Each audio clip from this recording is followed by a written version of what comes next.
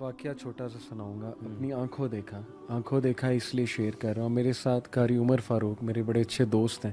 ابھی بھی میں جب کوئی حدیث عربی میں پڑھنی ہوتی ہے کہیں, میں بڑا خیال کرتا ہوں, میں ان سے پہلے پڑھتا ہوں, سیکھتا ہوں. میرے بڑے استاد ہیں ماشاء اللہ, وہ قرآن کی آیتیں میں ان سے یاد کرتا رہتا ہوں, سیکھتا ہوں. بہرحال میرے ساتھ وہ 6 مہینے روم میٹ رہے لاہور میں. اس دوران وہ یوتھ کلب لاہور میں ماشاء اللہ تجوید بھی پڑھاتے تھے, جاب لیس تھے.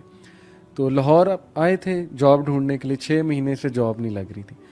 میں نے اس شخص کو میری آنکھوں دیکھا واقعہ, میرے ساتھ رہتے تھے, میرے گھر میں رہتے تھے, روم میٹ تھے, تہجد پہ اٹھتے تھے روزانہ. میرا نہیں خیال کہ کوئی دن میں نے دیکھا الا یہ کہ کوئی مس ہو گیا ہو, لیکن روزانہ میں نے اٹھتے دیکھا, 1.5 سپارہ پڑھتے دیکھا ہے انہیں, اللہ سے دعا کرتے دیکھا ہے. اور ایگزیکٹ جو دعا انہوں نے کی تھی آج وہ کر رہے ہیں. میں آپ کو بتاتا ہوں کیا. انہوں نے ایک ویژن بنایا کہ یار میں مدرسے سے نکلا ہوں, گریجویٹ ہوا ہوں, میں نا ماسٹرز کی بیسس پہ ایم فل کرتا ہوں عربک میں, ایم فل کر کے میں گورنمنٹ کو ٹارگٹ کرتا ہوں. اسی کی وہ دعا کرتے تھے ماشاءاللہ. اب وہ فیصلہ آباد میں مسجد بھی سنبھال رہے ہیں, ایم فل ہو گیا ان کا عربک میں GC یونیورسٹی سے. گورنمنٹ کے وہ ٹرینر ہیں, گورنمنٹ انہیں عربک انسٹرکٹر بھیجتی ہے اساتذہ کو ٹرین کرنے کے لیے. ماشاءاللہ ان کا وہاں سے بھی آ رہا ہے, ان کو وہ بائک کا بھی سارا خرچہ دیتے ہیں. اب further step he has opened his own institute of Arabic, اپنا انسٹیٹیوٹ. یار یہ کہاں سے نکلے, ستیانہ بنگلہ سے.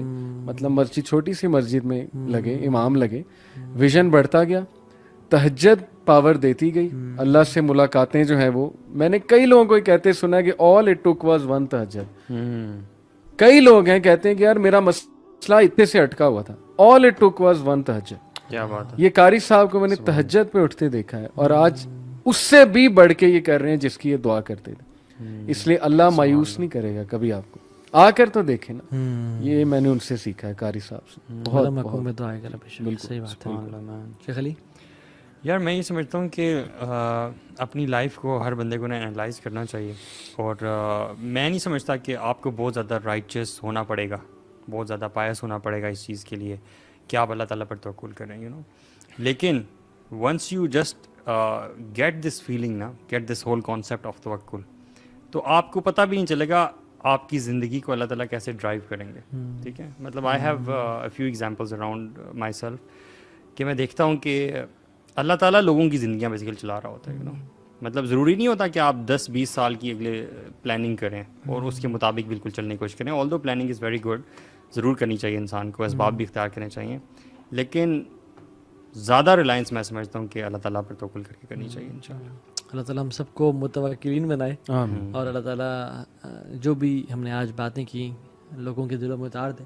سب سے پہلے ہمیں اس سے بینیفٹ اٹھانے کی توفیق دے, اور پھر جو لوگ سن رہے تھے ان کو اٹھانے کی توفیق دے. اور آپ لوگ بھی اس کو شیئر کریں لوگوں تک, شاید کسی نہ کسی کو بینیفٹ پہنچ جائے. شاید کوئی اس ویڈیو کو سننے کے لیے تڑپ رہا ہو, کسی کی لائف میں توکل کی کمی اور اس کی لائف الحمدللہ سیٹ ہو جائے, اینڈ مے بی وہ تہجد پڑھنا شروع ہو جائے اور اس کی ایک تہجد سے اس کی زندگی بدل جائے. تو بارک اللہ فیکم everyone, thank you so much, it's always pleasure talking to you guys. Allah تعالیٰ کو جزائے خیر. السلام علیکم.